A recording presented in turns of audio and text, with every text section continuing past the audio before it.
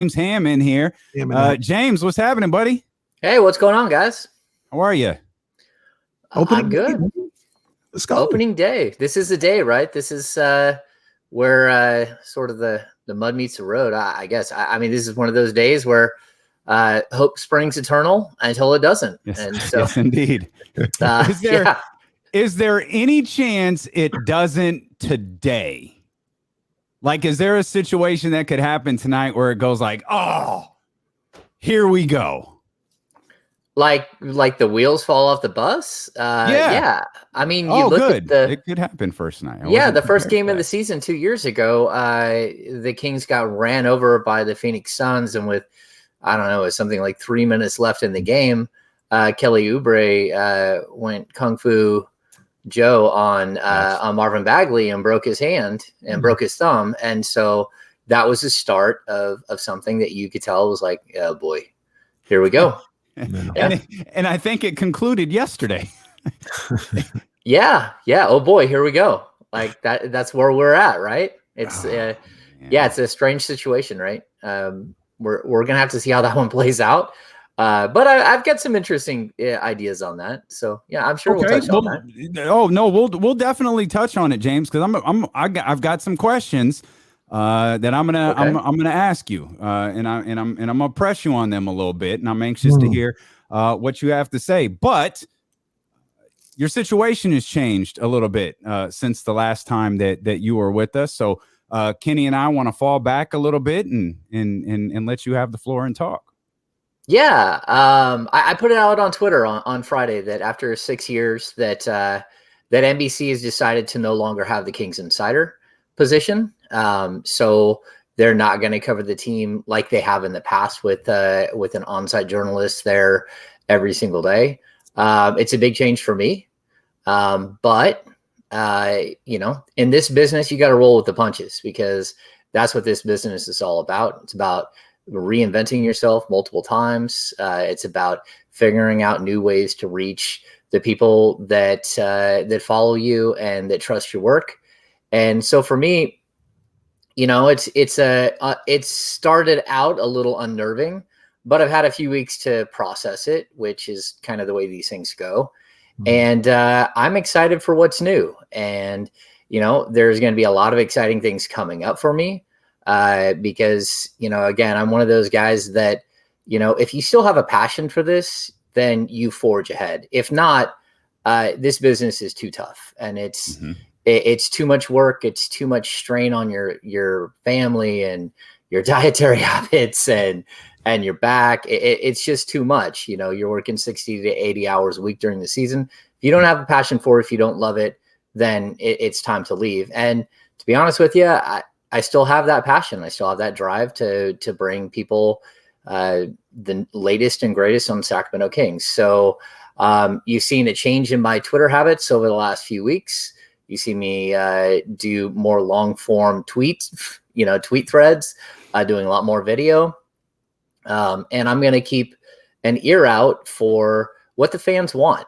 How do you want this team to be covered? Because when I started in 2010, it was just different. And I think we're at a point now where, people digest information in like 240 characters and videos that are less than 2 minutes and 20 seconds. Thank you, Twitter, for those things. Thanks, Twitter, for going up from 160 characters. So we at least get 220 now, or 240, whatever it is. But I think what it does is it opens doors, right? It opens doors that maybe you didn't think were there or that you couldn't step through before because of contractual obligations. And so I guess that brings me to this. Like I'm super excited to write and to get the podcast started again. But I'm also really, really excited to announce that I'm joining you guys. I'm gonna, sir. Come on, yes, sir. Let's go. Yeah. So like every answer that I give you all the time is always long, and the long answer is I am officially joining my friends here at 1320, and I couldn't be more excited. We're gonna figure out how that changes, what the roles are changing, and what we do and how we do it. But you got a full-time beat writer on staff now. and I'm going to be part of what you guys are doing. And I'm super excited. I love the content that you guys bring. I love the personality. I mean, again, this is the new way that things happen. You have to be able to change in this industry. And if you don't, then you get left behind. And so for me, I couldn't be more excited. I think you guys are wonderful. I think you guys have a way to reach a different fan base and a way to really like tell a story that's different. And so you're going to hear me say that a lot, that it's going to be different. And that's because I want it to be different. I want this time around to be a lot different. And, some of my stuff will be independent. Some of my stuff will be through you, but it's going to be mine, and it's going to be something I'm passionate about and that I'm driving behind. And so I'm excited for the new adventure. My family's excited for a new adventure. And, I couldn't be more excited to be with you guys. This is awesome. It's awesome. I got to give more air horns because that boy James 1320. Let's go, man. I've been a big fan of James' work for such a long time, man. And, now talking to him every week and hearing him dissect the Kings and picking his brain, it reiterates what I already thought, before we started the show. And it doesn't get better covering the Sacramento Kings and James Ham. When you talk about things that are going on currently, when you talk about having a history and the knowledge for the game, it absolutely does not get any better than having James Ham covering the Sacramento Kings. And I'm ecstatic that you with the bad guys now. All right, you're over here at 1320 with us now, man. This is awesome. Great day. Great day. It is. And James, I think the world of you. We're thrilled. This is such a big deal for ESPN. You did some stuff with Whitey and Mark in the past, and you know that like there has never really been like a full local presence with ESPN 1320 in the community before, the way that other station does. And for us, you are now, I think Kenny and I, and what we've been able to do with YouTube and Twitch and the chat house and everything, and all of the work that we put into working with the people who listen to this radio station has been a blast. It's been a lot of fun, but we knew that there was always something we were missing. And when you called that day, we had just done a radio hit, and, James, like, I don't know if I ever mentioned this on the air, James just called one day after we had done a phone interview. You were on your way to the game, and, we were talking a little bit further about the things we were talking about the day before. And you just mentioned, I really enjoyed that. I'd love to do more with you guys. And that was kind of the start of, the James Ham show. And we've always felt like we were just missing like one little thing here at ESPN 1320. And I'm very confident when I say you're it. Yeah. You are what we were missing. And we're thrilled that you're here. Your content, your connections, your ability to talk about this basketball team that we all love so much, second to none.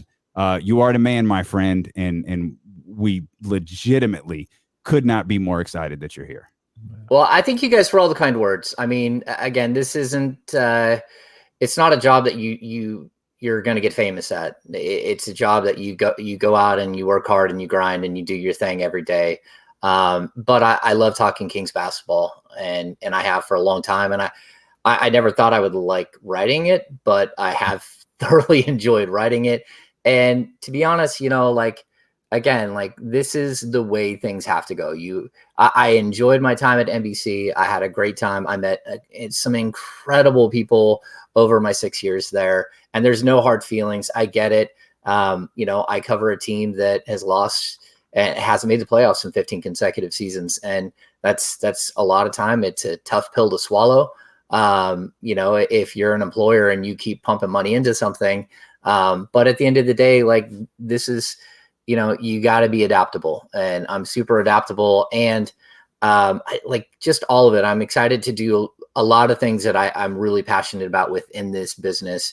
That I just, when you're working for someone else, you have to follow their lead. And now I'm going to get to be creative again. And I like that. It's going to take some of the reins off of where I've been for quite some time. Wow. I'm just happy. Look, James, I might just have you talk for the next hour and a half. I just want to hear James. Come on, let's go. And a lot of this stuff, like, when when James told me about the situation at NBC, it was I don't even know. I may have mentioned it to you. I hung up the phone right away, called Danny in San Francisco. I said, James Ham is available. Like I never would have guessed this in a million years, but James is available. We need to do something immediately. So this has been in the works for a while. We're happy that we can announce it here on the show. More to come, including where your writing will be. We're going to get the James Ham, like we like to call this the James Ham podcast. This is the James Ham show. We're going to get the legit James Ham podcast set up, and we're going to get James Ham continuing to bring you the absolute best Kings coverage here on ESPN 1320 as we enter this new season. We got to get James Ham about McQueen too, by the way. Oh, that James, this Mando. whole line, Mando, right behind me. We got you, buddy. We're gonna lace up that. James, now that you're part of the team, we're gonna teach you about For the Culture. We're gonna stretch your references out a little bit, and Yes. we're gonna get you set up with some Luke Belair and the whole line of McQueen and Bumbu and that stuff behind me to add to the prestigious James Ham bar that you're sitting in right now. I think you're gonna have to make. You'll have to make flashcards like this is Rick Ross. No problem. This is the difference between hip hop and you're gonna have to make flashcards here and there. I mean, it is what it is. We got you. Yeah, Cap is a lie, James. I need you to use that in a sentence at any point today. Cap. Okay. Yep. If you can work that into Luke Walton's media availability, come on, Luke. Like, we know Jeff Schwartz. Like, that was Cap, right? Like, if you could get that worked in somehow, we'll know that's a nod to your friends over here at ESPN 1320. I was on set while I was on set while we had to. While they had to teach us what drip meant. Me and Jerry Reynolds. Like, and Jerry's like, okay, so how do I use it in a sentence? And I'm like, okay, I like your drip. Like, okay, now I got it. Like, that's the only one. Like, we'll just like stick with that. Like, we're not gonna go like sideways with it. We're just gonna keep it right there and simple. We got you, James. We got you. So I'm sorry. I got a follow-up question. Who was teaching you and Jerry about what drip is? Had to have been Tanika. No, like to be honest with you, it was probably John Wilson who. Oh yeah, John. Yeah. Who was talking to us, or it was, or they had explained to Kozimor what we were going to talk about. So Jim Kozimor was explaining to us, which again, that's like the blind leading the blind in this discussion. But it is what it is, and it started with the Kings would take pics of the guys coming down the stairs to the back entrance to the locker room. So a drip wall. Yeah. That's what they call it, like the drip wall or something with that Kings logo in the background. Yeah, exactly. So I just thought we need that at the new ESPN 1320 studio. We need a drip wall. All right. Yo, I know Danny in San Francisco. This is the one time in about 4 weeks I know Danny in San Francisco is listening. Danny, relay this to the people who this needs to be relayed to. We need a drip wall at the new joint in Roseville. Yeah. And this is accurate, Bryce. We're going to get James Ham a shirt over at DeLoandCasey.com for sure.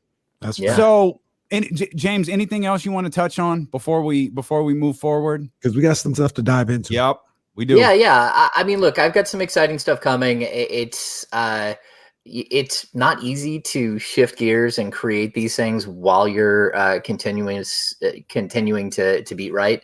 But there's going to be some cool stuff. I've already been writing, and you're going to see some interesting stuff.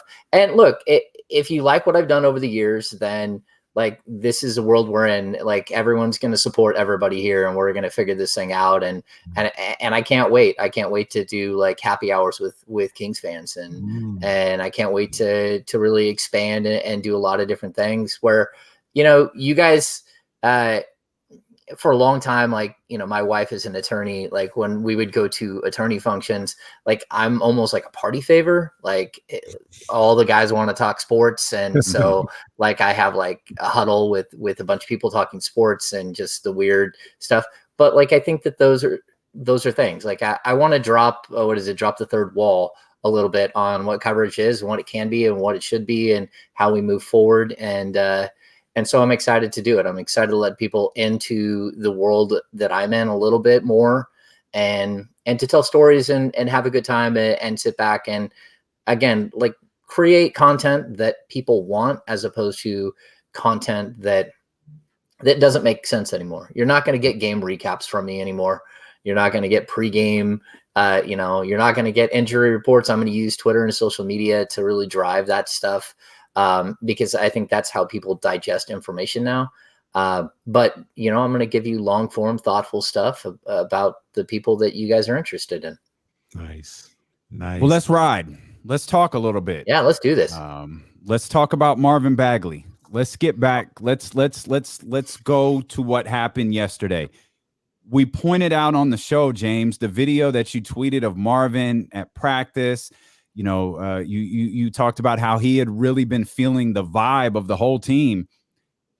And the show hadn't even gone off the air before XL Sports and Jeff Schwartz, put out that statement about what Marvin had been told about his role for tomorrow night. I felt like it was probably his role moving forward, or tonight, excuse me, for his role moving forward. Mm-hmm. What happened in that time frame, and what's happened over the last few weeks with Marvin Bagley and the Kings?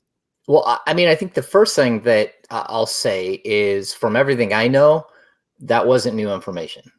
That wasn't new information for Marvin, and it probably wasn't new information for his agent. And so, like, I've heard people, Marvin got beat out for a job. That's not really the case. Marvin got hurt and that slowed him down and other people stepped ahead of him. That is also not the case. Marvin Bagley asked to be traded during the offseason. And that's not the first time that there's been murmurs behind the scenes.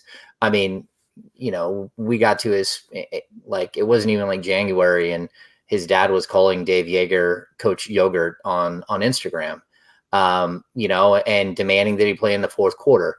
This has been a process that's happened throughout the years where, the Bagleys haven't been extremely happy about his role or what's happening here. And at the same time, the Kings haven't been extremely happy that he's played in 52% of the games that he's been eligible to play in. And so, I think that I know that the Kings tried to move him at the trade deadline. I know that that they couldn't come up with a deal that made sense for them. And they tried to move him during the summer. And once again, they couldn't find a deal that made sense to them. And I think a lot of people are going to say, we heard things like about value and stuff like that from Jeff Schwartz. And I think, what's missing in that conversation is that Marvin Bagley at this point might have more value to the Sacramento Kings as an $11.8 million expiring contract than he does as a player. And that's unfortunate for Marvin. But it's what's happened here. This is not something that happened overnight. We're talking about, what's he played 56 games in the last 2 years out of possible 144. He just hasn't been able to stay healthy and been on the court. And when we talk about why he isn't in the rotation, it's very simple. The Kings are going to run 3-guard sets all the time. Maybe not like the whole game, but we're talking probably half the time. As long as they can hold up defensively and they can hold up as on the rebounding end, they're going to run 3-guard sets out there. And that means that you have 5 guards between Davion and De'Aaron and Tyrese and Buddy and Terrence Davis. They're going to be rotating in and out nonstop. They all give you a different look. And what that does is it allows Luke Walton to shift both Harrison Barnes and Mo Harkless to the 4. Mm-hmm. And that is where Marvin Bagley plays. And the problem that Marvin has is that he just is not versatile enough right now as a player to play a consistent stretch 4 position, to defend the position, to defend smaller guys, to rotate. And again, if you're running 3 guards, that means that there's going to be times where Harrison gets switched on to a much bigger player or a much smaller player, just depending on the team you're going against. And the other position Marvin could play is to shift over and play some 5. And you got 3 guys who, all of which are much better defenders than Marvin is. If you look at Richaun Holmes, he's he shoots he finished second in the league in field goal percentage. Tristan Thompson is a road grader. Alex Len is your tall guy who's going to protect the rim. So it's not that, again, I don't think Marvin did anything wrong in this situation. He didn't want to be here. That might be the one thing that he did wrong. But then it's just the circumstances in Sacramento have changed. This is the style of offense you're going to play. This is the type of defense you want to play. And he's going to be the odd man out. And I'll say this too, like, people get so caught up in where he was drafted and all that stuff. And I believe Tristan Thompson was a 4th pick in the draft. And I think Alex Len was like the 5th pick in the draft. They're all high draft picks. But in the NBA, you have this problem that young players come in and they all think that they're going to be stars. And at a certain point, when the players that last figure out whether they reach stardom or they don't. And if they don't, how do I stay in the league? What do I do that's different that makes me valuable to a team? Alex Len has figured it out. Tristan Thompson has figured it out. Mo Harkless has figured it out.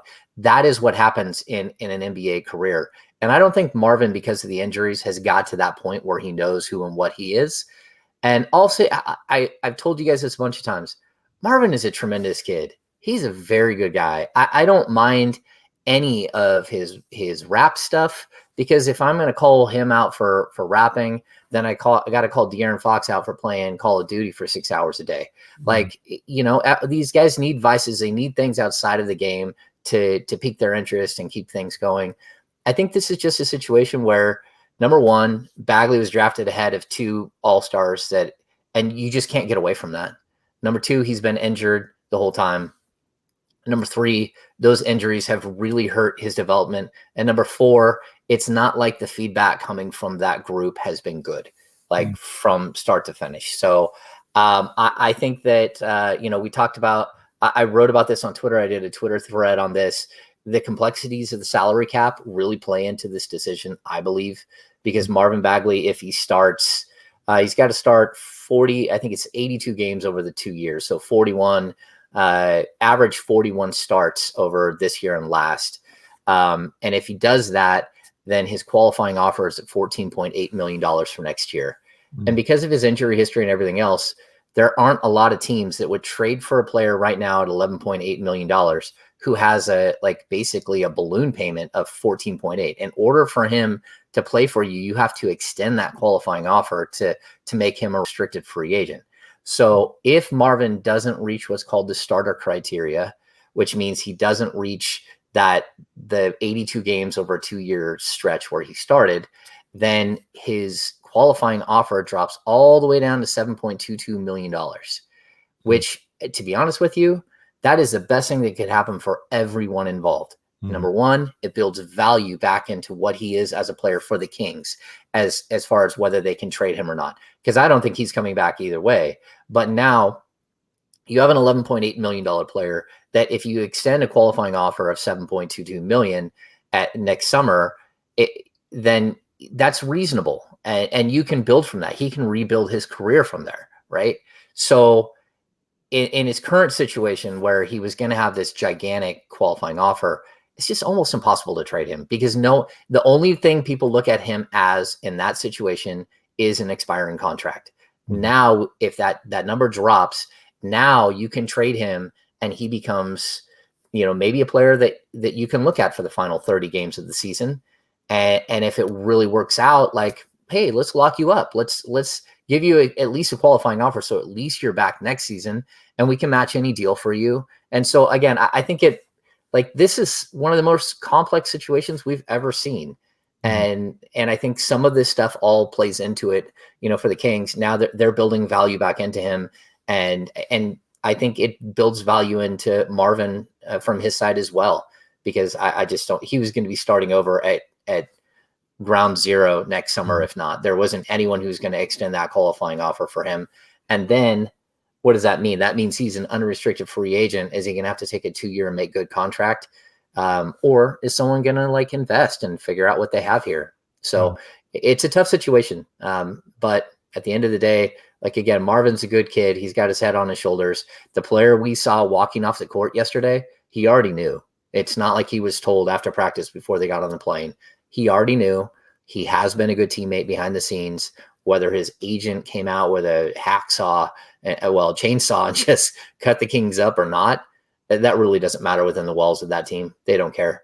And if he became a distraction, they've got the players in that locker room to set him down and say, hey, look, enough. We've had enough. And so it's complicated, right? And they can't waive him because, again, he has value as a trade chip. He does. Yeah. So. Yeah. Wow. Now, so James, real quick, I want to go back a little bit. I want to go back.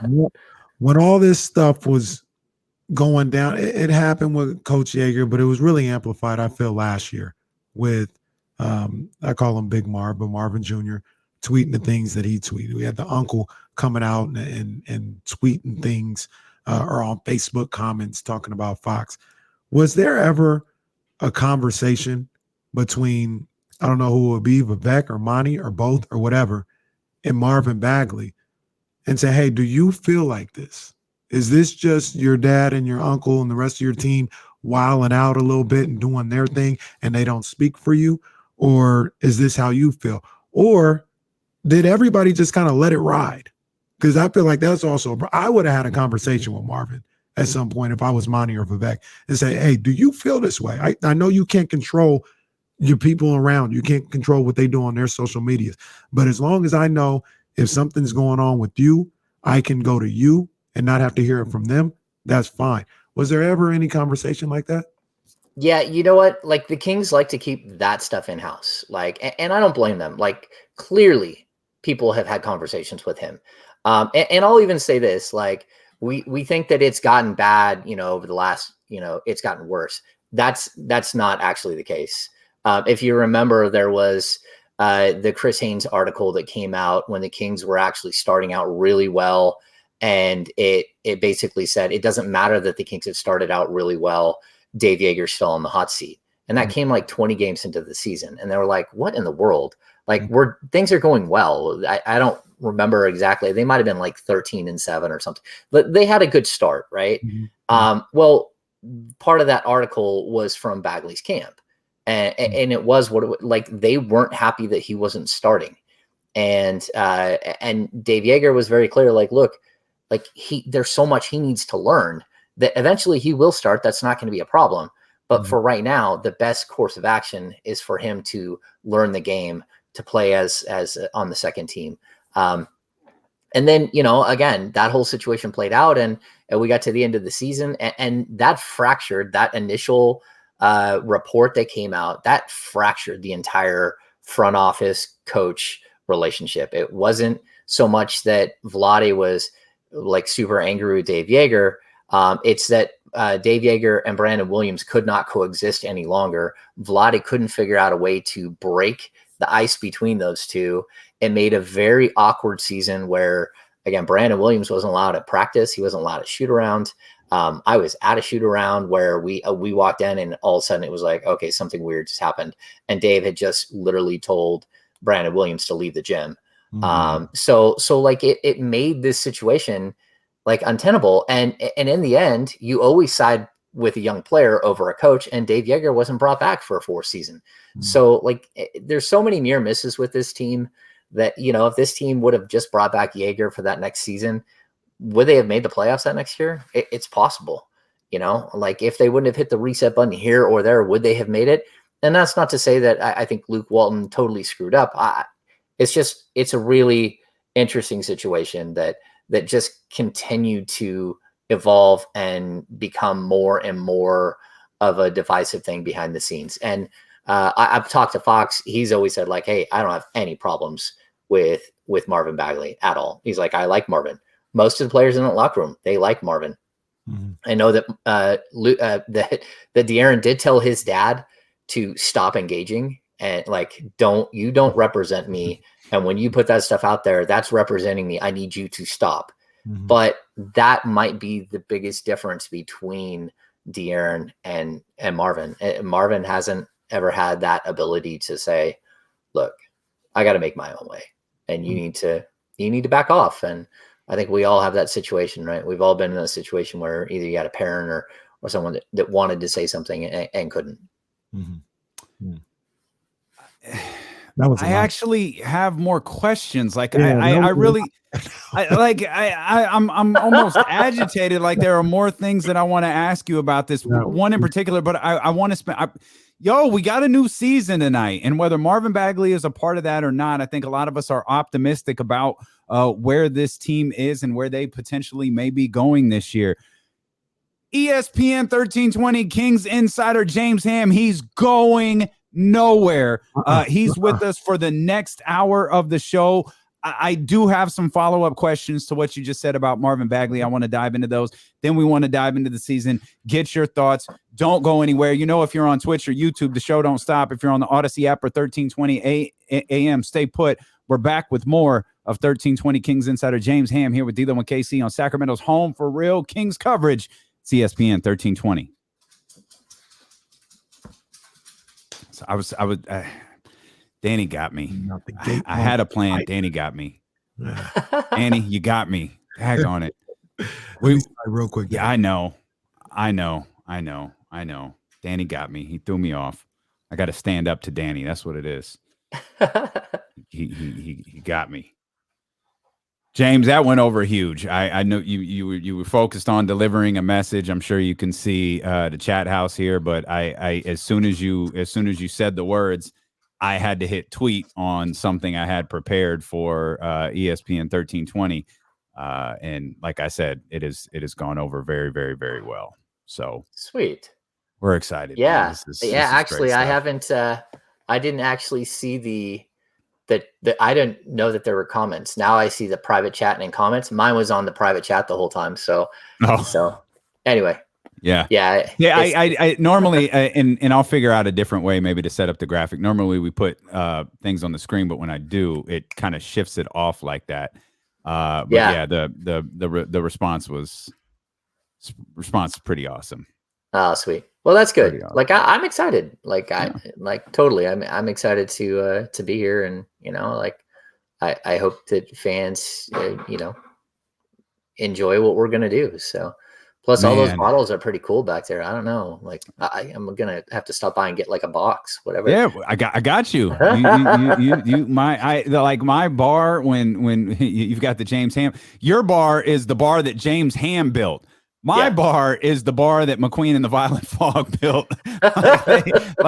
I don't have anything on either of the bars downstairs that's not their product. So I have got plenty for you. We'll get you set up here with, but man, this is fun. And I mentioned the studio there, and it's a ways away, but they're building a studio in Roseville. Oh, nice. Well, I mean, that's a lot closer to me than it is to drive all the way down to Madison. Yeah. So no, that's good. So eventually, I'll come in the studio and I would go in with the Rise guys, and I would sit there and they had a big blue exercise ball, and I would sit on an exercise ball and bounce with them. Because a lot of times they'd be like, "Hey, you want to come on the show today?" I'm like, "Well, I'm leaving practice right now. I'll just stop by." Yeah. There you go. Yeah. That was before the pandemic stopped us from being friends. Yeah. We're just now people that see each other on Zoom calls. Right. Yeah. Oh, do I have 2 seconds to grab my phone? I left my phone. Yeah, go ahead. If the trade goes down, you need to know. James getting them Woj alerts. Man, that texting James KC bombs. Man. Teaching that, I'm all for that. Man, can you imagine working for the other guys right now? Oh, the Lord. Lord. Stone Cold ain't walking through that door. Yeah. So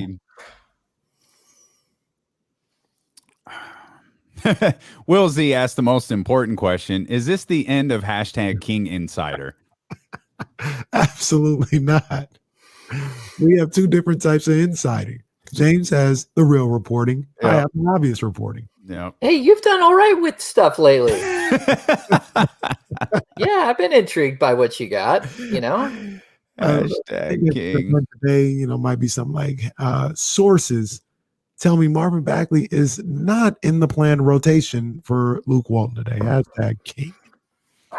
I'm gonna tweet hashtag or you could tweet hashtag king. Marvin Bagley asked for a trade. It's just not even credit James Ham. Like, I feel like that's what so many of these other things do.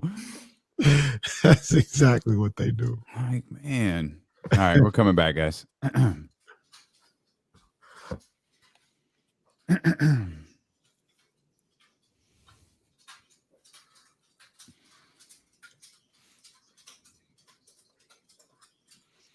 We told y'all it was the takeover. Ooh. You know what it is, man. We here. NBA Kings insider James Ham with us. 1320 Kings insider James Ham here with us. If you're just tuning in, you missed the announcement that James Ham now with us here at ESPN 1320. And whoo, that was a hell of a start to your tenure. James has been a part of the show for a very long time. That was a hell of a start to your official tenure here with 1320. As you just, you laid a lot of things out with Marvin Bagley that I think some of us are hearing on the record for the very first time. And I had mentioned, by the way, for those in the chat house, for those who are listening to the show, I told him I was going to press James Ham on a few things. Mm-hmm. Turns out I didn't have to. James just said it all. But there's one thing that stuck in my head that I can't get over. And it's the video that you put out. And it's you saying, when you took that video and you posted it on social media, Marvin knew. Like the news that we got yesterday that Marvin wasn't going to be a part, at least of tonight's rotation. That wasn't news to Marvin. So how the hell did his agency fire that tweet off? Yeah, I mean, that's on them. Like, at the end of the day, that is such a colossal lack of judgment. Like, that is horrible. That is a lack of good. That's awful. Yeah, again, the problem that you have is that Schwartz is huge. I mean, he has so many clients. Yeah, I mean, and that's part of the NBA game, right? You need to make sure that you play nice some of the time with some of these guys because they hold the keys. We're seeing what the power of Rich Paul happening in Philadelphia. Did the Kings make a miscalculation here? Maybe a little bit, but at the same time, they've got to do what's best for them. And I think this just signals that they're ready to move forward. But I was confused as to how this was going to play out a little bit, because if we get to game one and Marvin doesn't play, then the first question in post game of Luke is, hey, how come Marvin didn't play? Is he not in the rotation? Yeah. And then Luke would have had to answer, and Luke could have said, well, we're still, he's just getting back from a knee, whatever. But that's not the way they chose to do it. I think that they were upfront with him. And I think they've been upfront with him for a while. I got the feeling I knew that he was not part of the rotation maybe 10 days ago. And so I've made subtle hints about that. But we now know. So it's not like we can really go backwards at this point. So it was one of those things that was kind of the quiet thing behind the scenes. It's look, it's just a bad fit. And it's a bad fit because we're not going to run a bunch of post-ups. We're not going to do that. And, Marvin can shoot the three, but is he a corner three guy? Is he going to be over there sitting in the corner? And can he hold his own defensively? And can he be even remotely close to as good as the other three guys that you have that are going to play at that option, or the other five guys? And the answer is no, defensively. And so it's just a weird situation. Again, agents do what agents do. I've had plenty of conversations with plenty of different agents, and everything from the Richaun Holmes thing, where it was very clear the agent said he's making $55 million this year, and it was okay, I'm not sure how, but that's what you're telling me. And the next thing you know, it's really 46 million, 47 million. Those are things that like these things happen. You don't really, you try to like be on the straight and narrow with everybody all the time. But you know, I think this was an agent really, really throwing shade. I mean, I don't think I've seen something like that, especially to open a season where the vibe has been so good, and you basically try to do killjoy on these guys walking into the season. That's crazy. That's crazy. That, for me at least, because it is opening night. We do have positive vibes about the Kings. I want to talk about the Sacramento Kings that are no shade, but engaged in this season and trying to make the season great. So I got one more thing with Marvin though, and maybe you can't answer this. Maybe you can't answer this. Okay, but let's try. What was his Team Bagley's deal with Sacramento? Because I look at it on the outside looking in, the first 2 years here, essentially they chose you over the head coach. You know what I mean? They said, this is what we're believing in you. This is what we want to do with you. We'll choose you. You move on. As far as everything that I've seen, they've been respectful of Marvin's injuries. They haven't put out any crazy stories trying to pressure him back. They've allowed him all the time he's needed, given him opportunities. And it's been nothing but nonsense, essentially, I guess, since day one, till it culminates with what happened yesterday. What is his problem? What is the team's problem with the Sacramento Kings organization? Well, I mean, I think he's like a lot of parents. You want your kid to be successful. You want your kid to be the star, to be the guy that like steps into the limelight and instantly becomes, you know, like an all-star. And I think again, we watched Luka in his first season and he just blows up, and we start watching Trae Young in his first season and he just blows up. And I think the Bagleys felt like Marvin never got that opportunity to just like literally just be the star. And the problem is that they probably don't realize that there aren't a lot of power forwards who wander into the NBA and all of a sudden are stars. Like you can do that as a point guard. You can do that as whatever you want to call Luka, a point guard, a shooting guard, you know, a 0.3, whatever it is that you want to call him. You can have that kind of impact, but coming into the league, it's really hard to have that kind of impact from the power forward position. It's not like the ball's in your hands. So in order for you to succeed, you're going to need a guy like De'Aaron Fox to just feed you in order for you to have the same type of impact and the same type of numbers. And I just don't think that they felt like he ever got his, I don't know if it's fair shake, but you know, like there are tons of players that come and look at Isaiah Thomas. I mean, Isaiah Thomas finished like 4th in MVP balloting and then was out of the league like 2 years later and couldn't get a job because Isaiah is a different type. Like you have to give everything over to him. Mm-hmm. If you want like a guy who's going to direct everything and is going to be the guy on your team, the Allen Iverson of your team, you have to be willing to just hand everything over to him. And there isn't a team that's like ready to reboot and say, hey, look, we're going to go give a guy like that, like 25 shots a game. And so I just, at some point they needed to realize that like the injuries got to stop. Like, and he hasn't had any major injuries, but like they got to stop. And, you know, he's got to come back quicker from some of these injuries. You know, like the broken thumb for one thing, it was a 4 to 6 week injury and it took 7. You know, when he hurt his hand, we saw LiAngelo Ball or LaMelo break his wrist, come back in 4 weeks. Marvin didn't even rejoin the team for 4 weeks and then took another 2 or 3 weeks to get back on the court. So like, it's not just like, you don't want to pressure a guy. If he's hurt, he's hurt. But well, I mean, if he's injured, he's injured.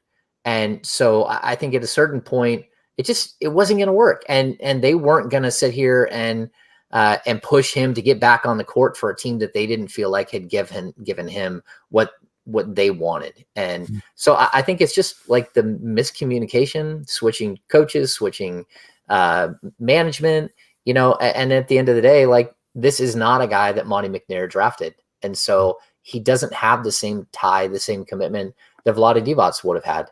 And that's just the truth of it. And you're not going to build your offense around Marvin Bagley when one season he played 13 games and one season he played 43 games. You can't build everything around somebody who can't stay healthy. And that it's unfortunate. Yeah. So like now I'm kind of like, what now? Like, is he out of the rotation like period? I assume your lineup that you gave us last week, I think it was, with Mo Harkless in there at the starting position. Obviously, let's hope nothing like this happens. Something happens to Mo Harkless. Is Marvin Bagley suddenly back in the rotation? I don't know, to be honest with you, because I think they're going with a 8.5, 9-man rotation. And without Marvin Bagley, I count 10 guys. So that means that, a guy like Alex Len is going to be more of a specialty. You're going to play on certain nights, and other nights you might not play.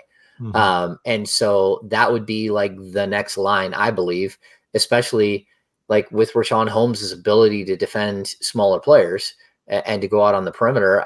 He's a guy that I think if you needed to steal some minutes at the 4, then you do it. And then, like, look, you still have Chimezie Metu on this team. And while I don't think that Chimezie is more talented than Marvin Bagley, and I don't think Alex Len is more talented, and I don't think Tristan Thompson is more talented than Marvin Bagley, that doesn't matter. What matters is whether they fit or not. And I think Chimezie and his ability to not just shoot a 3, but like look for a 3 is big. His ability to attack the rim, his ability to go in and fly for rebounds and rebound outside of his zone. Maybe he does get a look before Marvin. And they can't waive him because, again, once you waive a player, then it kind of makes a mess for you, right? If he's gone and he's no longer on your team, then you can't trade that $11.8 million chip, and it's just dead money for the rest of the year. So maybe when we get to the trade deadline, if the Kings haven't been able to move him and there's just no way he's going to play down the stretch, then maybe they would consider like letting him walk away. But until then, like, there's no reason to even try to waive him or anything else. He's just going to be a guy on the end of the bench, and you got to hope that he plays, that he's ready if his number is called, and that's it. Wow, this is it's still pretty crazy to me that Jeff Schwartz, Team Bagley, they didn't seem to understand the seriousness when you talk about Marvin Bagley's career. We're talking about his career. My partner, I pushed back a little bit, but to his credit, he's not far off. We're possibly in Anthony Bennett territory. Like, you could be out of here in a second if you don't get it together. And at the point where I said an hour before that tweet came out, I said the focus right now should be doing everything you can to make sure you just secure that 6.5. That if we talking about business and, and having a career, just secure that.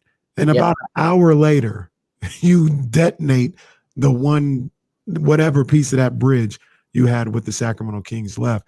And it's just crazy that this is the way this thing's played out. Yeah, but I'll say this too. Like, when we get to the end of this season, if the team that's that has that will end up with Marvin at the end of this season, whether that's the Kings or whether that's someone else, like, it's 7.2. Like, I redid the math. It's $7.2 million would be a qualifying offer.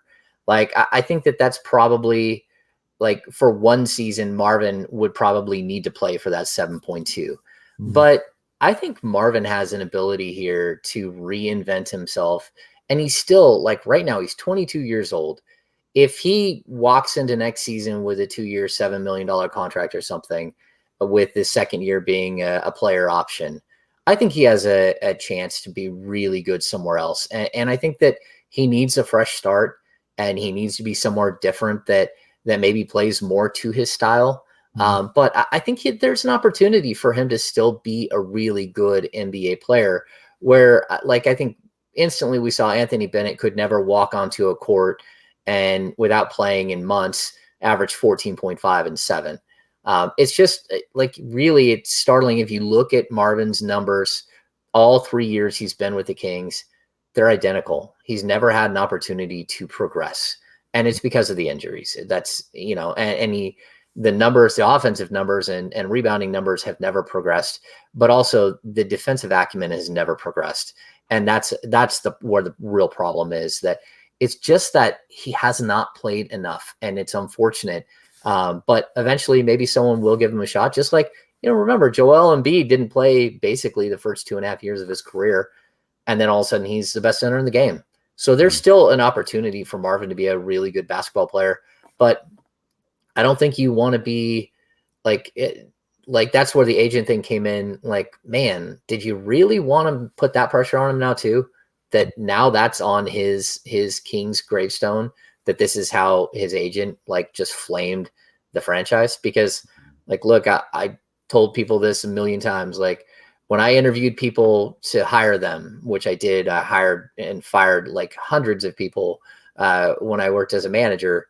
The second you start talking bad about your former manager is the second that the interview's over, because you're going to do that about me the next time, the second that you leave here after 3 months, you're going to go and talk trash about me.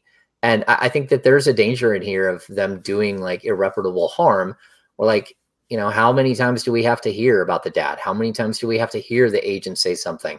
And even if Marvin's not saying it himself, I think there's a certain point where you just get, that is who you are. You're the guy that brings this with you. And to me, that would be really unfortunate, because I think he's a very good young guy. 1320 Kings Insider. You heard that right. James Ham with us here on D-Lo and KC. Okay. We've covered Marvin pretty well here. How are you feeling headed into tonight's game? Are you as optimistic as, I mean, Kenny and I think are pretty optimistic. I think there are a lot of Kings fans that are optimistic. There are some that aren't, but like, what's your temperature with the Sacramento Kings headed into the game against Portland tonight? Yeah, I mean, like, look, the Kings' schedule to open the season is pretty tough, right? So I think we have to look at a never too high, never too low type situation with this group. Rico Hines has been pushing this stacking days thing, right? So, and we heard Buddy talk about it yesterday. We want to go 1-0 every game. And to me, that's a different mindset. Like, I know Jaeger had like a 5-game mindset. Every 5 games, we're going to reassess who and what we are. So we need to go 3-2 and win every 5 game set. And so every coach has like a different mindset, but what they've been doing is what they call stacking days. Every day is a new day, and we need to stack it. We need to have a day that's just as good as the last one, because if we have a day that's not good, then we weaken the chain, and that this thing can topple. So we're going to build this thing with a foundation strong, and we're going to keep stacking them and keep having better and better days. And so I think that this team is going to be a lot better than people think. I think defensively, they've put the mark that, Luke said he'd like to see his team in top 15 in defense. He's like, if we're better than that, that's fine. He's like, but you have to remember that we're coming from number 30. So like, there's a lot of work to do. And it wasn't even close, like where they were at. It was bad. And so I think that this team they're intriguing. They're a lot more intriguing than a lot of teams in the league. And even a team like Portland, like we know who Portland is. And, like if you think that transitioning straight from Terry Stotts to Chauncey Billups is going to be seamless, I don't know what to tell you. Terry Stotts is an exceptional coach. And he, especially X's and O's, he's known as an exceptional coach. Well, he's not there anymore. So when things get tough, what's going to happen in Portland? So I think the Kings have an opportunity, and we didn't really get to see Damian Lillard. I'm excited to see, what Davion can do in longer stretches against Lillard and against CJ McCollum. So I don't think we know what that team is going to really look like. But I don't think we know the Kings are going to look like either, because they're fun and they're exciting, and they've got really interesting role players to me that I think stand out. And so I wouldn't be totally shocked if they blow away the over in the betting circles. And, if they don't really push for not just a 10, but maybe a little bit higher than that. BetQL, you heard it here first. Hey, you mentioned sorry, Casey, you mentioned the thing Luke Walton said about finishing 15th in terms of defense. Is that realistic to you? Yeah, I think so. I mean, you got to get everybody to buy in. I mean, I think I remember years ago, Elston Turner was on the radio, and somebody said, your defense just isn't really that good. And he was the defensive coordinator for the Kings at that time under Rick Adelman. And he said, okay, that's fine, but how many defensive players do I have on my squad? You know, Mhm. I got Doug. Outside of that, like, is Mike Bibby a defensive player? Is Vlade Divac a defensive player? Even Chris Webber, Peja Stojakovic, like, those aren't defensive-minded players. So what, to me, the key isn't so much can you be like an exceptional defensive team or can you hold a team under a certain amount. It's the difference between how much you score and how much you give up. That gap there, that I think is the most important thing, because I think this team is fun. They can run, they can get out and do a lot of things. And so basically, like, I want to kind of see how it rolls out in reality. And, you know, my dude, Sean Cunningham, repeatedly has asked players, do you know what this team is? You have a good idea of what your identity is coming into the season. And to most of the players, they're like, we think we have a good idea who we are. We think we have a good idea who we're going to look like when we go up against other teams. Mm-hmm. And, you know, we can go back to last season and the Kings were getting bombed by 30 in preseason, and you knew something was wrong with the defense, but you're like, oh, maybe it won't translate. That's not what's happened this time. Mm-hmm. So I'm thinking they've shored up a lot of things that had to be shored up, or, you know, it'd be another disaster. Yeah. The video clip heard around the world that popped out this past weekend, I think it was Saturday, with Tristan Thompson yelling after the great defensive stop by his group and De'Aaron Fox and everything. I know you guys aren't there the entire time, but we got a glimpse into that with that clip. Was that a certain moment for what this Kings training camp has been, or is that just an everyday thing for the way they've been getting after it, trying to prepare for this season? Well, I'll tell you this: the practice facility is really set up interesting. Like, there's 2 courts, but there's like a 40 or 50 foot long, maybe even longer than that, hallway that we walk down when we come to the practice facility. There's doors all along the way that are all like fingerprint lock doors. And then we're actually, like, the practice facility entrance is right next to the 2 Golden One ATMs that are between, like, the ticket area and, like, the T-Mobile store. Like, there's a door there that's hidden that we go in, and it's like we sit in this gigantic room with a 30-foot tall ceiling, but it's a good sized room, and we're really far away from the practice court. Mm-hmm. I've been outside at at Arco, or Sleep Train, or whatever you want to call it. Yeah, I've been outside the locker room where you heard players yelling and screaming, and not a good way, right? And you're like, oh boy, what are we walking into? Up until this season, I had never, ever heard anything from the practice facility floor all the way out to where we were. We're just too far away. Mm-hmm. But, you know, like, where we sit is probably close to like 100 feet or more. Like, it's a long way through a bunch of doors and through walls and everything else. We hear them. We hear them celebrating. We hear them yelling and screaming. We hear not fighting. We hear, like, the competition level is nuts. And that's what I think has been lacking. You can't have that type of competition level when we talked about it, when you're walking into the season with 6 or 7 rotational guys like that you're going to play. That's just not the way. That's not iron sharpening iron.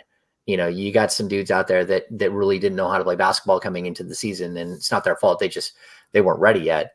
And that's not the case at all. And then what we get to see at the end, we get to see a lot of shooting. We get to see shooting competitions, which has been fun. Bagley and Mitchell going up against Halliburton and Fox, and they're just trash talking. Well, Halliburton is trash talking the whole time, and the other guys are all laughing and having a good time. But then on the other court, the far court, we always get to see the young guys going at it in 5-on-5. They don't have 10 guys, so it's 4-on-4. They add a few, like, of the other guys, the training guys. But we see that competition level, and even that can be really good with Damian Jones and Chimezie and Luke King and Jamias and the other guys they brought in for camp, but also Nemias, Keita. So, like, that group of players, we get to see them play, and it's really interesting to watch. But the main guys, I haven't heard anything like it, like from this group, like in the past. It's everything does feel different, but that doesn't matter. Like, game 1, you start 0-0, whatever happens tonight, you're either 500, above 500, or you're below 500. Right. And then you move on from there. Yeah. Feels like a Davion impact and a Tristan Thompson impact. Like we're talking about I was not prepared to be talking about Tristan Thompson's motivational leadership here. A few months ago we were like, hey, is this trade ever going to go through? Is Tristan Thompson a king or not? I wasn't prepared for the moment that we're having right now with this dude on this team. I wasn't either, but I'll tell you, he has been impactful. And not only that, but you missed one. Mo Harkless during the offseason, like all of the guys came down to LA and were at Mo Harkless's gym, the place that he works out, working out with him. And that's when I found that out, that's when I knew that Mo would be back. And then I had like some off the record conversation like, oh yeah, we think Mo will be back. And they came at him hard and they locked him up. Mo Harkless is a winner. Like that guy has again, I was at the Western Conference Finals up in Portland, helping out and watching Mo Harkless start for a really good Trailblazers team. And so look, I think the veterans they've brought in, they can be impactful. And when you have competition with Buddy Hield isn't going up against, a guy who's not going to play any minutes at all. Like even if we say like a Justin James, which is who he would maybe go up against last preseason, or DeQuan Jeffries.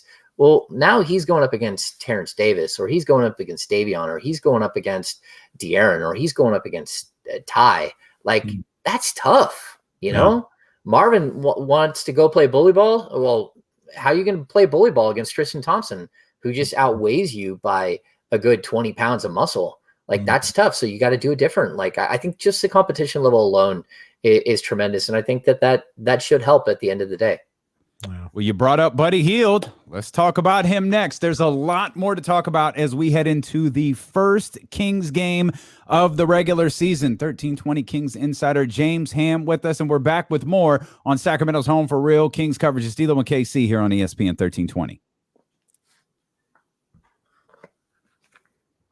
It does, man. It does. So normally there's not this extra break, James, but Danny, no, that's okay. Got in my head, so we've got this break here at 3:28. Yeah, the people are really excited about this, James. They're bugging. Yeah, I'm excited about it. Actually, my phone is blowing up. I got more response right now than when I announced that I no longer had a job. People are into positive news, man. It's positive news. Yeah. People, we got a reply here from Sam Amick at The Athletic, a variety of people over at the Kings Herald. It's great stuff, man. Great stuff. I got a random question for you, James. I'm listening. NBA 75 greatest players. Yep. Should all of the players be up for debate? Not all of them, but we always say Dolph Shays. Just because he was on the 50, should he be on the 75? I mean, the way I've always looked at players is I look at them within their eras. So, Dolph Shays was so much better than everyone else. And just like Bill Russell was so much better. And then, again, you have to go through every era. I think what Jordan was able to do in an era was really cool, but he was also in a big man era. There's a lot more centers from that era that have made the Hall or that are in the top 50 than there are shooting guards. So I mean, every era is so different. The Wilt era to me, him and Bill Russell, I love every single era of basketball. So Oscar Robertson did something that it took 50 years for someone else to do. Right. And even when the next guy did it, it didn't feel real, I'm watching Jokic and Sabonis put up these crazy assist numbers as big men. That feels real, where I just don't know that, padding stats, we watch. Oh, so Rondo. This is your last day on ESPN 1320. That's what we're doing that, James. Really, James, an hour in, that's what we're doing? Well, I don't know which guy is your guy. Russell Westbrook is my guy. Well, I'll tell you, like, what a heel turn. Unbelievable. we bring in the third man, and all of a sudden, whose side is he on? I like a lot of it is stat padding. I mean, we like the short window that Rondo was in Sacramento. What did he rattled off 5 straight triple doubles, and it was like, holy cow. And then you look and like, what were the Kings, like 1-4? Yeah, like, Russ won 45 games or 46 games that year. His record with triple doubles versus non-triple doubles is insane. It's like a 75% win percentage. It's freaking insane. Got him going. You got him going, James. I think that he, like, Oscar Robertson did what he did out of necessity in order for his team to have a chance to win. It was a function of how he played. I do not feel the same. Like, how many of those triple doubles came at the expense of a guy like Steven Adams or Clint Capella, or name that center who just stood there like, well, I guess they were getting the assist, or they were converting on the assist. Like, I'm with Damian on this one, because that OKC team wasn't no good. Anthony Robertson wasn't taking you to the promised land. So yes, Russ, take more shots. Yeah. I don't know. I mean, what a heel. His shot selection is horrible. And someone said, oh, well, LeBron will work on that. It's like, oh, no one else was able to fix that shot selection. So, I mean, he's entertaining, like he is. And I mean, he's absolutely like physical form. Like he got mad at me at the Western Conference Finals when the Warriors beat OKC. They were up 3-1, and the Warriors came back and beat them. Yeah. He got really mad at me after Game 6, I believe. So, well, he should have been mad after Game 6. Hang on, guys. Oh, jeez. Hang on 1 second. The Clay game? At the Clay game? Hang on.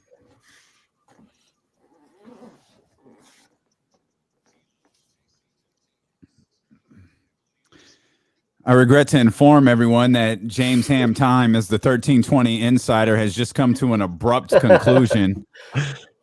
The biggest heel turn since Hulk Hogan at Daytona Beach on the Macho Man Randy Savage. Ham, for reasons known to nobody, just went in on Russell Westbrook. Not Russell Westbrook last night.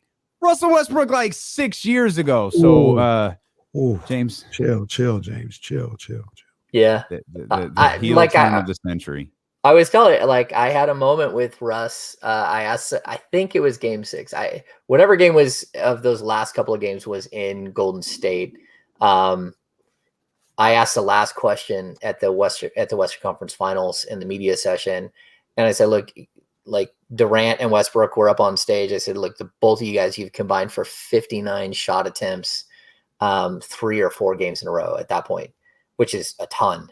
And Westbrook looked at Durant, and then Westbrook just stared at me, and Durant gave an answer, and then the press conference was over, and Westbrook got up and stared me down from the podium all the way out the door, stared me down the whole way. And I was like, it's a legitimate question. How about you get someone else involved? You guys are shooting like 72 shots a game. So those poor guys that you guys are relying on, they get like 13 combined shots, the rest of them.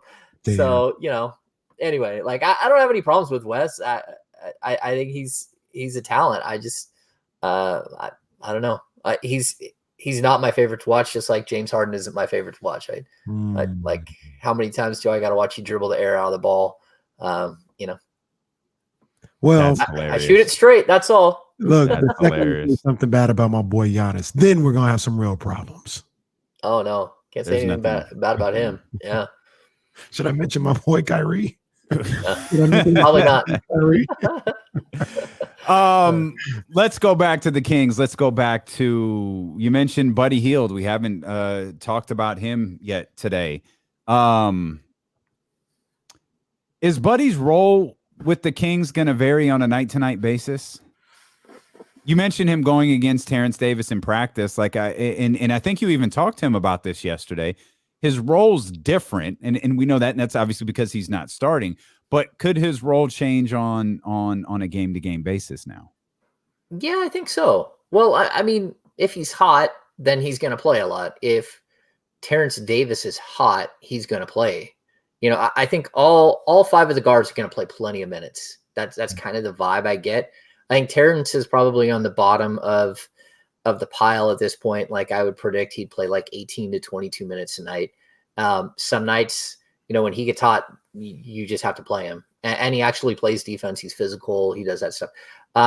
The key to Buddy is that he spaces the floor. And that's always been the key to Buddy, is that he's one of the great floor spacers in the game. He's improved as a passer. I think he's better defending the 3. And he seems just like he understands it now. Like this is where I'm at. Like, they did their best to move me and it didn't work out. And so at this point, I'm here, and he's got a bunch of incentives in his contract and he needs to be good. And he knows that. And so, while his role is going to change, I don't think his shots are going to change that much. I don't think his points per game are going to change that much. I do think that he's going to have certain games where, maybe he plays 12 minutes and other nights where he's playing 30 something and you just can't pull him off the court. It's always going to come down to me. It's going to be fourth quarter minutes. And in the last 5 minutes of a game, it's going to be hard to get Buddy Hield on the floor, because guys like Davion, guys like De'Aaron, guys like Ty, they do more things and things that matter in winning moments. And so that's where I think you're going to see a pretty big shift in his minutes. But at the same time, I was told, like, when I knew that Marvin wasn't going to be part of the rotation, I was told that, well, that's not the same case for Buddy. Like, Buddy is here. Buddy is in the rotation. He's part of what we're doing. And he has an elite skill. Anyone with one elite skill in the NBA, if that skill is shot blocking, or if it's rebounding, or if it's the ability to pass, or it's the ability to shoot the 3, you usually end up finding your way into the rotation, as long as it's elite. I mean, it's got to be like, you got to be really, really good at it. And Buddy's really good at it. He's really good at shooting the 3. He's really good at shooting the 3. Is he really good at making the 3? That's debatable. Yeah, that's true. Well, no, I mean, not really. Because let's be honest, like he entered last season as, for the first 4 years of his career, he made more 3-pointers than any other player in the history of the NBA through his first 4 seasons. Then last year, he was second in the league in 3-point makes. So while he shot a little bit under 40, like, that's really not that bad. Like, it's negligible what the difference is between 39.6 and like 41, 42. Like, he had a rough start to the season and then got much better as the season went on. At this point, he knows he can't have a rough start, because if you have a rough start to the season, there's like a bunch of hungry mouths to feed, and you're just, you're going to have to wait and watch. Is Luke really okay with that high volume of shooting? The high volume of shooting 3s that he like it's damn near a 1-to-1 ratio at this point. Yeah, I'll say this. If Buddy did nothing but pull up for 18-foot jumpers, then he wouldn't play. Like, yes, Luke is okay with a high volume. If you got it, you got a green light. Now, don't take a bunch of bad ones.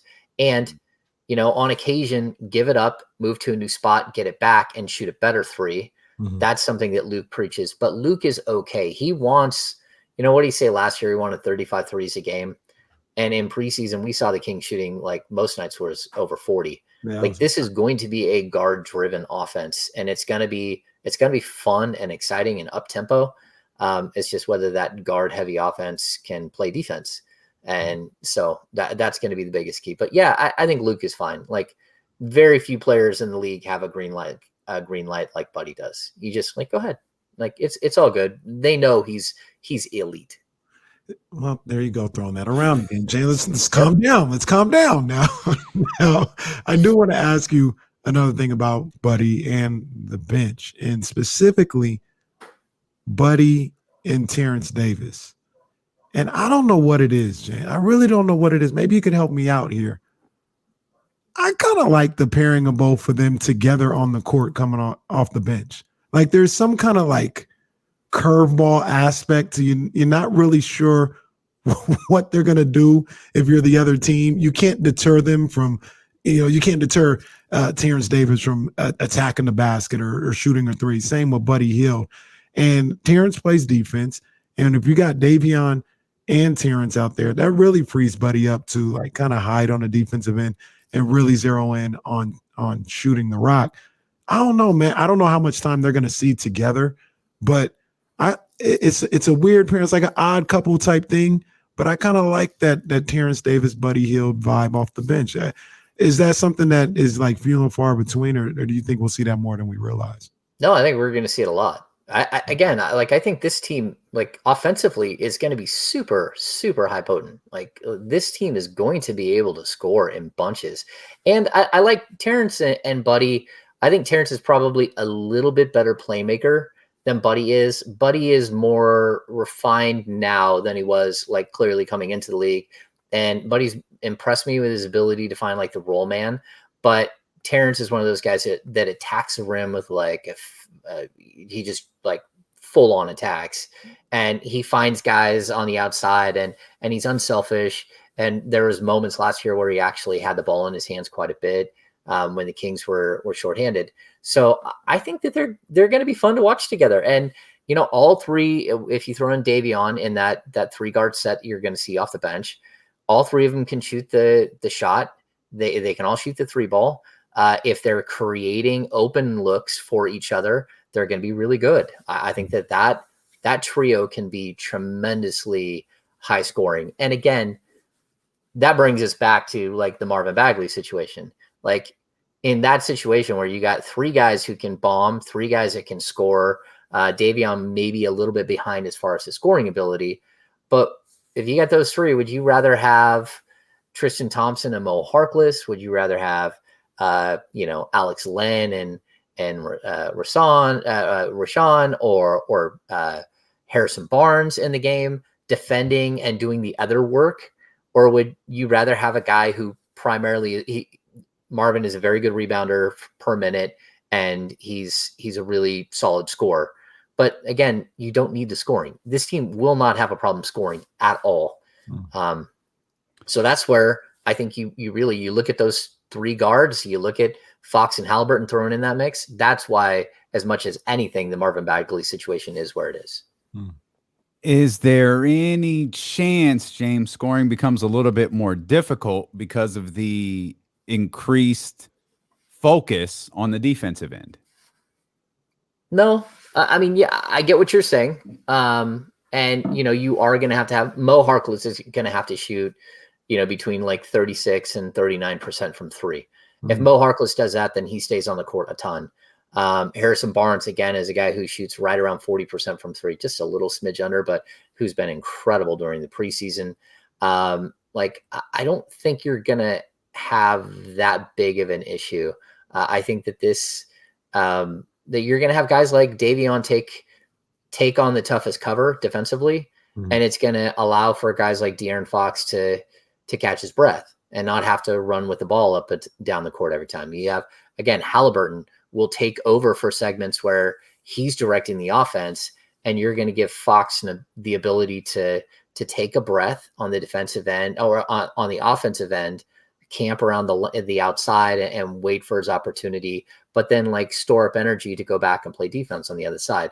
So I think that the way that this team is built with the depth that they have, and again, like 5-man rotation in the backcourt, 3 gigantic bigs, Mo and Harrison, you're going to have plenty of opportunity for these guys to play both sides of the ball and to catch their breath. And if you don't play defense, someone else will. And so you're not going to play.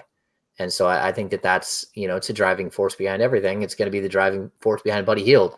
Like, we're fine with you shooting all 3s, but if you don't play defense, then Terrence will, or Davion will, or Ty will, or De'Aaron will, and you're just not going to play.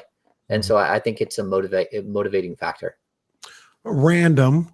We kind of talked about it the last time you were here, but we had a couple concerns about Richaun Holmes, and I felt somewhere in that second quarter of the Lakers game, something snapped, and for the rest of the game, it was the Richaun Holmes we know and love. I mean, I'm going to just follow up from what we talked about last week. That's hopefully out the window now, right? We should be seeing that Richaun Holmes as we start the season in Portland tonight, right? Yeah. It's weird. Luke doesn't usually say things about players, and he thinks Richaun's in better shape now than he was coming into camp. And to me, that was different. Richaun talked about it too. We had him in for media, and I asked him that exact question. Like, it seemed like something clicked there in the second quarter, and because he was not good in the first quarter. And then, I think sometimes it's that he didn't exactly, he didn't get what he wanted in free agency. That's number one. He's competing for minutes with Tristan Thompson and Alex Len. So that's a problem. And then when you actually see it in functionality and you go out for the first 5 or 6 minutes, and then Tristan comes in and plays 7 minutes.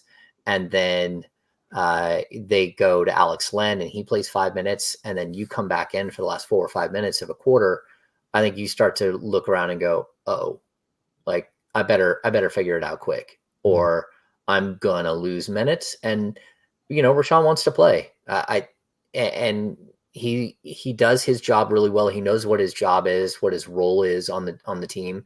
And lastly, I'll also say this. I think the guards are still trying to figure out who and what and how that whole flow is going, right? You got 5 different guards, and all of them are like such specific skill sets. All of them have such different varying skill sets. None of them are like each other. But I think they've got caught up in a lot of that, and a lot of Harrison Barnes, and Harrison's been added to the mix, and they're starting to get a flow. I think that they've forgotten about the big man in most of the games in preseason, where he's just not getting those wide open lobs, those wide open, like the little trailer Fox cuts into the basket and then just drops it back, and Richaun's at the free throw line for that little push shot. I don't think he had the offensive opportunities either. And so I think he's better. I think he's ready to roll. He was taken aback a little bit by, I think, the question of it, and just that we were like, hey, you look more like yourself. And it was like, yeah, like, I don't know that he fully felt that he was not in the flow of it, but it's hard to not feel that way. Like, he really did not have a great preseason until that Lakers game. And then it was like, not only was he good, it was like, okay, you're really, really, really good. And that's what the Kings need from him. Yeah. Well, as we head into the game tonight, there's been so much talk about defense. There's been so much talk about Davion Mitchell. Everything that you've seen in practice, everything that you've heard from coaches, from players, is this going to translate? It's a whole lot of talking. It's been a whole lot of build. It's been a whole lot of culture changing. You've been around this team for over a decade. Is it real this time? I hope so. Because, like I'll say this, like, for a long time, my most wins in a season was, I think it was 29, and then it went up to 33. And then we had the 1 year with Jaeger where I think they won 39. Writing 50 plus losing recaps a season is really, really taxing. I mean, it like, you hope, like, I'm not a Kings fan, like, maybe I was when I was a kid. But you still, like, you want them to succeed. You have a personal relationship with them. You see, you get better content when they win. On occasion, someone does something stupid when they lose, which sells better. But I'd rather have, like, good content and, a good vibe and a good feel. Like, the wins, there's so few and far between. And, like, we haven't seen the big good season for so long that you kind of want to see this team. Like, you want to see De'Aaron be the guy who snaps the streak, be the guy who was drafted by the team, who overcame some adversity with, other players not reaching their potential around him, and that who continued to improve. And next thing you know, he's the guy that got you back in. And, a guy like Harrison Barnes who stuck it out, a guy like Buddy Hield who came back and stuck it out. You're pulling for them to have success because, you should never, I don't think you should ever pull for someone to fail, especially not when you're covering every day. I have a different relationship with these guys. I'm around them all the time. They know me. They, you know, I know them like at a different level than the average person. And so you do at least like feel like, man, it would be nice to see success, and it would feel good for me. I probably would still be employed somewhere else if they would have ever figured it out before. But you know, like you're actually looking at it in that way, like, hey, look, it would be fun. You know, what if they're good? That's always a question. Like, you walk into a season, what if they're good? And most of the time they're not. But I think coming into this season, there's a better feeling of that than I think in almost any other season. Maybe one other season where you thought, okay, they got a shot. This one, you're like, okay, I see it. I can see the path. Now you got to go do it. Yeah, it's crazy that we have thoughts, you know, randomly. What if they're good this year? That's kind of crazy. What if it happens? Well, yeah. But I think they're going to be good this year. I think they're going to be. I think I officially, me and myself and Damien, I had them at 40 wins on the season. That's good enough to get in the play-in. And, you know, just kind of talking to James a little bit and doing more assessment of this team. I think 48. I think they can be better. I think with their depth and the true NBA talent they have on the roster, this may sound strange. I think they can steal a lot of regular season games just because they're you know, they go 10 legit deep and maybe even 11 depending on what the situation is. So I think that's going to benefit them a lot in the regular season, where there's games where they probably shouldn't win, but Terrence Davis and Buddy Hield combined for 35 points, 40 points, and they're able to pull one out. So I think they'll have some games like that this year. Isn't it funny? We don't even hear the word pace. Like, we haven't heard the word pace, which is basically like tattooed on Walton's four-letter word last 2 seasons. Yeah. And this year, I don't think anyone has any concern about pace. I think they're going to play with pace. I think they're going to be fun. It's going to be a brand of basketball that people want to watch. And to me, that's the biggest thing. Like, but is that because our attention is shifted to defense? No, I think like the worst thing that you can do as a team is be bad and uninteresting. Like, I think this franchise for a long time, it was like reality TV with DeMarcus Cousins. So like, while they were bad, like, they're the most interesting bad team in the league because you're always like, what's going to happen next? When things go bad is like last year, where it's like, man, like, we acted like there was a chance. There really wasn't a chance, especially once you had some injuries. But like, you need this team to be fun. And if they don't make it, at least it was a good time. And we had a good time. The Dave Yeager year, the 39 wins, they fell apart at the end of the season when the basketball got real. Well, the basketball I think this team has a better opportunity to play real basketball late in the season. But I also think they have a really good chance to be fun like that team. And that's what you're looking for. The balance of, you know, every year we start over. You got to learn how to compete. Then you got to learn how to like get into games and be in it in the fourth quarter. And then you need to figure out how to win. And the Kings notoriously really stumble every step of the way. They take 10 games to figure out how to compete. Then they get to the point where they're trying to figure out how to win or you know, get into that fourth quarter. And then all of a sudden, you know, you get into, okay, now can they win a 3-point game with 40 seconds left? And I think that if we can skip some of those stages or compress those stages into a much smaller sample size, then they got a shot. Welcome to the family, James. Yeah, more air horns for him. Come on. Let's go. 1320 Kings Insider James Ham. Make sure that you are following him on social media. Make sure that you are following us on social media. Make sure if you're on YouTube, you hit the thumbs up. Make sure that if you're on YouTube, you hit the subscribe button. If you're on Twitch, do the same thing. James will be back every Wednesday, as he always is. Of course, we'll adjust based on games and news and different things like that. And James got a login now. He could jump in and join the show whenever he wants to. You could tune in at 12 and James Ham could be